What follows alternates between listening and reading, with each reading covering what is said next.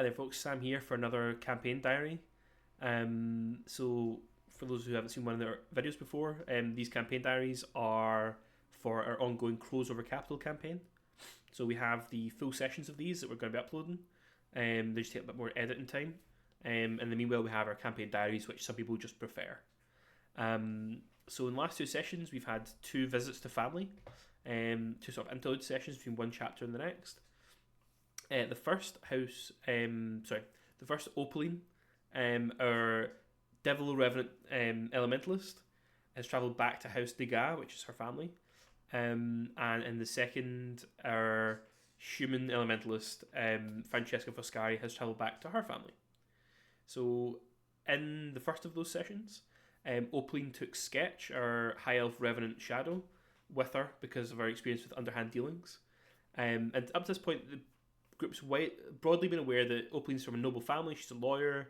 She's quite well regarded, but she also seems to have a lot of connections to seedier people and more sort of criminal contacts. So a little bit of background. So House Degas were a noble house of capital for a long time, for many generations, and they were vassals of House Verona, who run the navy, among other things. And that's where House Degas live to this day. That's where Opaline's from, is the district of capital owned by House Verona. I believe it's called the... Let's see. I'll check my notes as it should be. The Strand. So they're from Lazuli Court, which is an area in the Strand in capital. So House Degas eventually led to one final descendant, Eustace Degas, who was a human, and he wanted to revive his family fortunes. And so he summoned a devil, Tyreus, and made a pact with him. And the pact they ended up striking was Tyreus would revive the family fortunes, Eustace would get to live a long, long life, full of wealth and luxury. But when he died, the family name would pass to Tyreus. And then Tyreus sort of set about making sure this all went in his favour, including bringing his wife from the Hells to capital, where she became the singer that propelled the House Degas fortune and fame once more. In time, Tyreus and Malia had a couple of kids. They had Domenico and Malvolio, and Malvolio had a son called Brando, and Domenico had a daughter called Opaline, which is our Opaline. These days, Tyreus is in charge of the music halls and theatres the family own, whereas Domenico's taken a much bigger role in the seedier side of the business, which has involved a lot of criminal money laundering, for example, and other sort of things. They're high class criminals, but criminals nonetheless. So Opaline and Sketch travel across the city, and as they're heading for Casa Degas, they decide that they are going to stop in first of all at Opaline's the House Degas family theatre, the one that her grandmother still performs at most nights, Presa del Diavolo. So they arrive there, and Opaline manages to take both of them in through a secret entrance to the theatre, using a secret door that requires the words of the house motto, which is Nostrum Verbum Fetus Nostrum, our word, our pact, devils. Leads her in, and they listen, and it's not her grandmother on stage, but then as they kind of look around, they see a couple of, like, there's some flowers and a recently drunk glass of wine, and then her grandmother starts to sing, and they become aware that's who's on stage. So Opaline takes Sketch, and they make their way to the box, where they're stopped from entering the box by this huge buff Minotaur named Brutus, who basically says, I don't care if you're family or not, Tyrese isn't to be disturbed. And then Sketch bullied them, basically, no pun intended, and intimidated them to go check with his boss, who absolutely wanted his granddaughter to come in. But inside, Tyreus doesn't necessarily express happiness to see his granddaughter. He's more interested in why she left on the night she did, and why the very next night people came and seized her father and most of the criminals who work for the family. Quite a coincidence, one might say. So Opaline at that point then starts to negotiate, because she basically she's willing to tell her uncle what she knows, Obviously, she had nothing to do with her father being arrested, but it does look suspicious if the family lawyer disappears and then everyone's all arrested. And there's a little bit of intuition involved there where if House Alvaro was involved in getting Opaline to go to the Lilac Night, potentially they were the ones to take advantage of that scenario and get a lot of them sent to prison. But yeah, so she starts to negotiate with that in mind. I'll tell you the information, but you can't go after them because it might impact our sort of investigation. And then halfway through, she pivoted and was like, "No, actually, you can go after them. I'll give you this information, but what you need to do is give me protection. Someone's recently tried to assassinate me, and I would like protection from that." And her grandfather, basically with the negotiation system, gets to the point where he's like, "I will give you protection if you get your father out of prison." To which Opaline counters, I'll get my father out of prison if you give all of us protection, my whole party." At which point he says, "If you get every single person out of prison, then sure, that's what I'll do." Which led to a montage test where Opaline and Sketch work together to intimidate officials, to go and act as defense lawyers, to dig up dirt on people, to go find alibis, and they smashed it. They got like 3 back-to-back successes, which was all needed. And they succeeded, but they got a lot of consequences on their roles. So it was success with consequence. And I said, well, that means you do really well at getting people out, but you don't get everyone out. So you do get a retainer, as it became, but not everyone's getting one. So Tyrese agrees that Brutus will now go. He's a mercenary because all the family member are in prison. So Brutus is now going to be Opaline's bodyguard when we have retainer rules. And after that, we had a nice kind of like, everyone went back to Casa de Ga, and Sketch got to meet the rest of Opaline's family. Opaline's grandmother was there. Her father is now out of prison, and he's much warmer because he doesn't believe his daughter had anything to do with anything. And her mum comes home as well. Her mum, since her father was kidnapped and her daughter was missing, had gone to like a summer house in the country, and on word from her grandfather had come rushing back. So it was actually quite a kind of sweet family moment. They all got to catch up a little bit. But the basic gist is that Opaline's like, "I'm still not coming back. Like, I'm not going to be your lawyer again. I want to go back to what I'm doing. What I'm doing is important. I'm building something. Get on board with that." And her mother says that both kind of sides of her family history, although they're both devils, they have connections to the New World. And her mother has this collection of Vasloria. She's in Vasloria, they have these special coins, and basically she tells her daughter about this family connection to this special coin, and it's a symbol of luck, and sometimes you might get a guardian with it, which end up resulting in Opaline already taking the perk for a familiar. So as they're heading home, I said to her, "You're tossing this coin, and you see these 2 burning eyes in the shadow. It's going to be some kind of fire fox familiar that she'd expressed an interest in, or the player had." But yeah, a lot of stuff going on. I don't think Sketch was surprised to see Opaline's family be very much criminals, but definitely the kind of nuance of it was cool to see. Everyone loves a trip to the theatre, and yeah, it was a good fun session. The following week, we were missing Opaline, but we had all the rest of the players, and we ventured to the Imperial University. So for a bit of a refresher, Francesca's story is that she was present in Lilac Night because a book was stolen from her library at the college she lives in. And in that college, she was very secluded, very protected. She wasn't allowed out. Her mother and sister didn't leave. Her dad did, and some of the professors did, but that was it. But it is on the campus of the Imperial University. So when someone broke in and stole the Ramsey Treatise, she decided to make a break for it and chase that down so she could return, sort of having seen the world, and feel a bit victorious. As it's transpired, she has got her hands back on the treatise, but she's also made these friends. She's stuck with them through the quarantine and is now wanting to return home and face the music to an extent. So they headed back to the Imperial University, and I described how different it was from the rest of the city, or a lot of the city, they know they've been to affluent areas, but this area is both affluent and beautiful, and sort of ancient Kaelian structures, along with more recent structures built by the College of Architecture.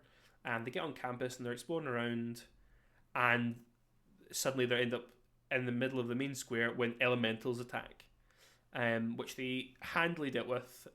It wasn't as easy a fight as I was expecting it to be, but they got there. And then a professor comes running out and expresses apologies because one of their students was foolish enough to get a conjuring summoning spell wrong. Just a bit of, to get a bit more meta outside the story, at times you just need to inject a bit of a random encounter, basically. And somewhere at the university, we're not going to get massive conflicts or physical conflicts in a game about fighting monsters. So you need to find a way to inject a bit of that, and that was basically what the elementals were. But the professor shows them a way to extract some resource from the elemental essence that's left behind, and he gives them a ruby and a sapphire that he's extracted. And I basically give them a list of different magic items they could use these to make.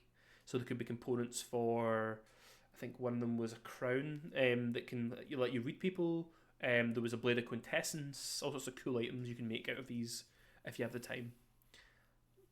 But with that done, the players pressed on, and they headed to the Zephyrian College, which is the College of Esoteric Arcana, I think it was.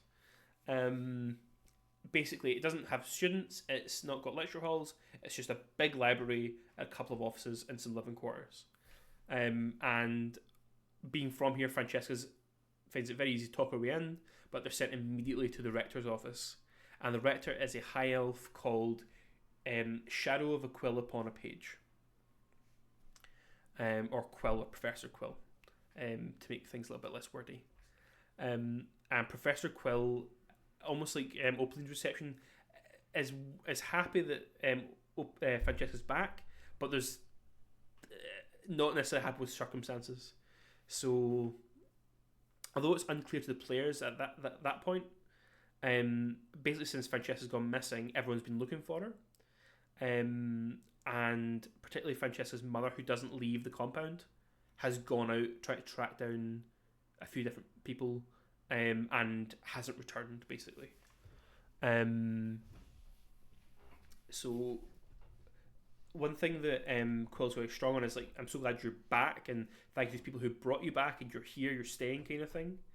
There's also a moment where she's trying to get the story out of Francesca, and Francesca's she's very nervous, but then trying to talk up her achievements and explain how much she's seen in the world and how she's helped people. And I think it was Sketch managed to intuit that Quill actually knew where she was all along.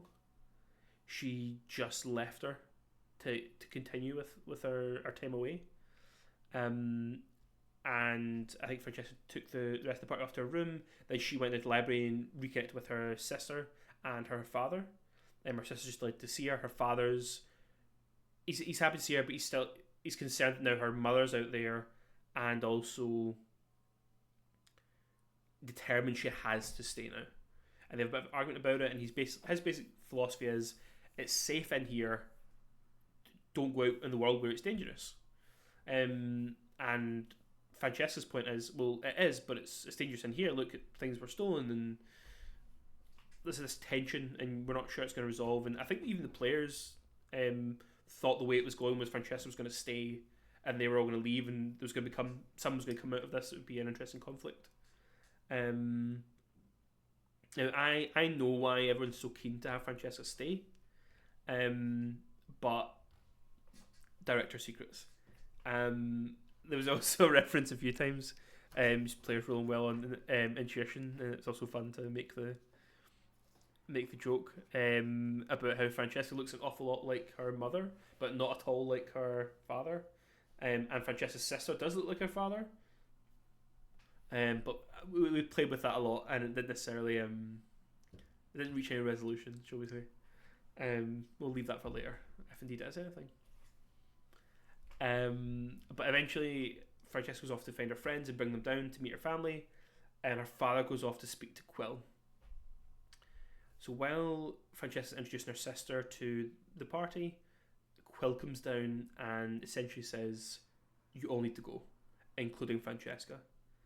And what she's basically saying is, now that you've gone out into the world, you've kind of broken the sanctuary. The sanctuary's not a sanctuary anymore. You need to follow your own path. And she's now, instead of trying to get Francesca to stay, pushing her out in the world. Say, go with your friends, keep doing what you're doing, be heroes, but you can't keep coming back here. It's not going to work. And for all, they're just a very simple college, all wearing sapphire rings. And she gives Francesca her own sapphire ring of slightly different make, and says this is her. So it's a little thing where Opaline's a graduate of the university, so she has a ring that empowers her to, or makes it legal for her to do magic because she's qualified, whereas Francesca doesn't have that. So this was Quill's way of saying, well, I am a rector, I do have to check with the Chancellor, but I'm saying you can do magic. This is your ring that proves it, and you're legally allowed to do it. I just have to submit your thesis, basically, and we had a bit of back and forth about what Quill could give each of the players. So Rolf had some questions he wanted answered.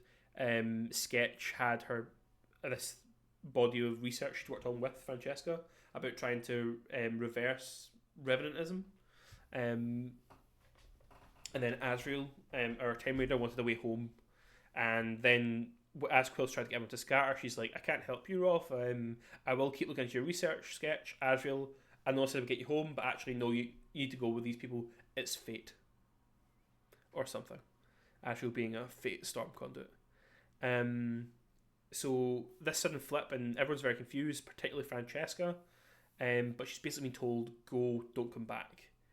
We still love you, we still care about you, but it's important you and your enemies are one place, and us and our enemies are in a different one. Because all that happens if we come together is we end up with both sets of enemies. And that flies for now. Francesca speaks to her father, who has some kind words for her, says that he will find her mother and they'll resolve things and get in touch with her, but it's clear he's not necessarily had a change of heart, but he is listening to most likely Quill's opinion, which is that Francesca needs to go. And that was kind of it for that session. The Quill creates a teleport or a portal that takes them straight back to Villa Caramia, so they're not seen leaving the university. And something I'm trying to reinforce with the players is it's capital. There's spies everywhere. There's eyes everywhere. And I'm trying to tease certain things, set up certain things without kind of making them obvious. There's obviously more to the college than just what you see in this library. Whatever reason, it's not just out of badness that these people they've chose to keep Francesca in seclusion, and her mother and her sister as well. There's some reason for it, but it's also a sort of thing where they're not ready to give up that secret. As I am the director, I'm not ready to give up that secret, and it also needs to drive a way for the players to stay together. So part of running a game like this and telling a story like this is making sure that these pieces all fit. So it's important that there's really good reasons why these players act this way and why these characters act this way as well. So that it also means that now we're going to progress with the story, and at some point we'll touch back in with the college, we'll touch back in with Opaline's family as well, what they're doing in the city. They're now obviously going to use the information they have from Opaline to look into House Alvaro, and there might be some conflict there, and something alongside this campaign I'm writing up as an adventure to put out as well. And something that I'm struggling with is the level to which directors add to what they run. So I'm putting an outline for this adventure, but I'm adding bits. So if you're reading the adventure, you're not related to anyone in the college. The college is just some strange people who are offering to help, or you need information from. And how much do you rely on directors adding their own flavour to things? Because I couldn't publish the level of customization I have. I could only publish what the campaign I'm running if I was publishing those characters to be run with it. In the absence of that, it needs to be a bit more oblique. But I think it flips the other way as well. If you're not necessarily writing an adventure but running one, you need to be shoving your own stuff in there. We ran our last D&D campaign was Forge of Fury, or technically Sunless Citadel, then Forge of Fury, then Siege of Castle Rend, and then Red-Handed Doom, and then some freeform stuff, or homebrew stuff. Linking all that up, but also having the players connected to each part is something that's really hard to do. and something that I have tried a few different ways of doing. This campaign had built-in hooks why everyone was attached to what was going on, and then Asriel came along last minute and now doesn't necessarily have anything that's sticking him to the story. So yeah, it's something about when you're running your games. If how can you make the players care about things, and when do you focus on the main plot versus when do you retire to the B plot? And sometimes that's just scheduling, which is what we had in the past couple of weeks. But next, we're headed to the Stays for real this time, and we're going to visit Sketch's family in the Pitch, which are a Goblin Thieves Guild, and we're also going to go to the Cathedral of St. Bonagratia, which is where the Fulcrum have their headquarters. So give us a subscribe and a like, and click the little bell so that you can hear the next time we put up Campaign Diary, and I tell you how all that went, which will be probably as chaotic and fun as the past few sessions have went. Cheers.